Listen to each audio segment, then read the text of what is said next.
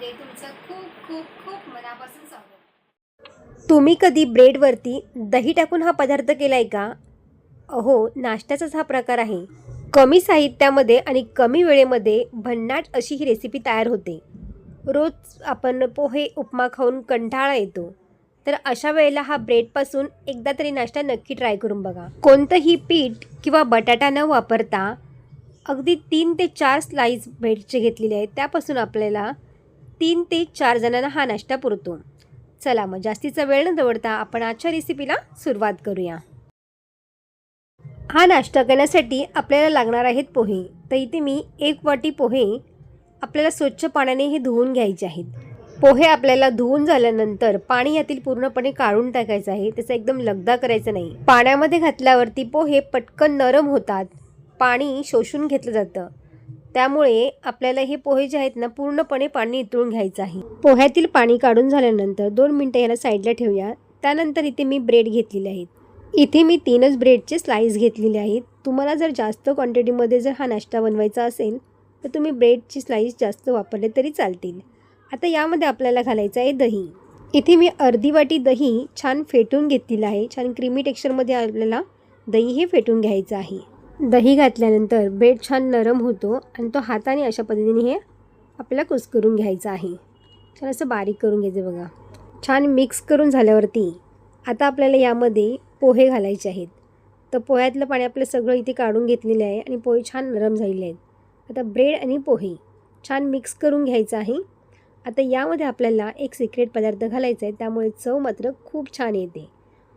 तर इथे मी ओले मटर घातलेले आहेत अर्धी वाटी आणि मिक्सरला याला जाडसरीची भरड तयार करून घेतलेली आहे। अगदी बारीक करायचं नाही, आपल्याला थोडंसं जाडसरट ठेवायचं आहे।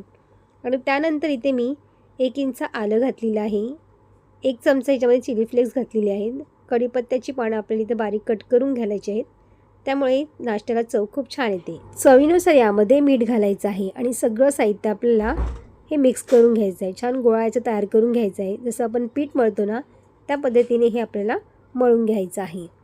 आता यामध्ये तुम्ही बारीक कट करून कोथिंबीर घालू शकता, कांदा घातलात ना तरी देखील चालेल, त्यामुळे सुद्धा चव ना खूप छान येईल। पण इथे मी काही न घालताच हे पीठ असंच मळून घेतलेलं आहे आणि त्यानंतर हाताला थोडंसं तेल लावायचं आहे आणि अशा पद्धतीने आपल्याला छोटे छोटे याचे टिक्क्या तयार करून घ्यायच्या आहेत। तर तुम्ही इथे बघू शकताय बघा, तुम्हाला ह्याला मेंदूवड्याचा आकार द्यायचा असेल ना तरी तुम्ही देऊ शकता। इथे मी टिक्क्या तयार करून घेतलेल्या आहेत।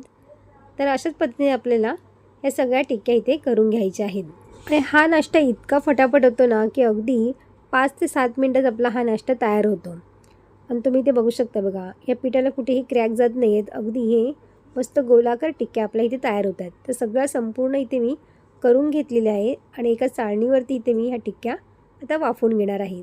त्यासाठी इथे पाणी गरम करून घेतलेलं आहे, चाळण ठेवायची आहे, वरून आपल्याला झाकण ठेवायचं आहे आणि आपल्याला 5 ते 7 मिनिटं हे छान वाफवून घ्यायचं आहे। तर तुम्ही इथे बघू शकताय बघा, नाश्ता आपला इथे हा छान वाफून झालेला आहे, हाताला कुठेही मिश्रण लागत नाही आहे आणि तुम्ही बघू शकताय बघा मस्त एकदम सॉफ्ट आणि एकदम नरम झालेला बघा, किती छान झालेला आहे तो। तर हाच नाश्ता आपला 2 ते 3 तास आपल्याला असाच नाश्ता छान राहतो, अजिबातही कडक होत नाही। तर इथे आपण तुपाची एक फोडणी तयार करून घेणार आहोत। तर त्यासाठी इथे पॅनमध्ये मी 1 चमचा तूप घेतलेला आहे। तूप छान गरम झाल्यावरती यामध्ये 1 चमचा जिरं घालायचं आहे, 2 इथे मी सुक्या मिरच्या घातलेल्या आहेत। जिरं छान फुलल्यानंतर आपल्याला हा नाश्ता यामध्ये घालून घ्यायचा आहे। आता हा नाश्ता तुम्ही तेल न घालता सुद्धा तुम्ही असा सुद्धा खाऊ शकता, चटणीबरोबर जरी खाल्लात ना तुम्ही तरी हा नाश्ता खाण्यासाठी खूपच जास्त टेस्टी लागतो। पण इथे मी तुपाची फोडणी दिली, त्यामुळे आणखीनच हा नाश्ता चवीला छान लागतो। पण इथे मी या नाश्त्यामध्ये 1 चमचा सांबार मसाला घालते, त्यामुळे हा चवीला आणखीनच मस्त लागतो। तर इथे मी 1 चमचा सांबार मसाला घातलेला आहे। तुम्हाला जर आवडत नसेल तर तुम्ही स्किप केलं देखील ना तरी चालेल।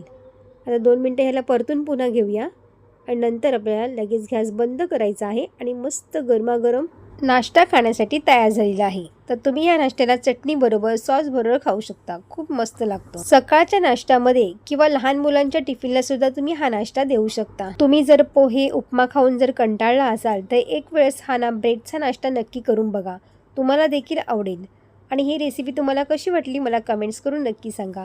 रेसिपी आवडली असेल तर लाईक शेअर आणि सबस्क्राईब करा, बाजूचे बेल आयकन पण जरूर प्रेस करा, जेणेकरून जेव्हा पण मी नवीन व्हिडिओ अपलोड करेन त्याची सर्वात आधी नोटिफिकेशन तुम्हाला पाहायला मिळेल. पुन्हा भेटू अशाच एका नवीन रेसिपीमध्ये. तोपर्यंत मस्त खा आणि स्वस्त राहा.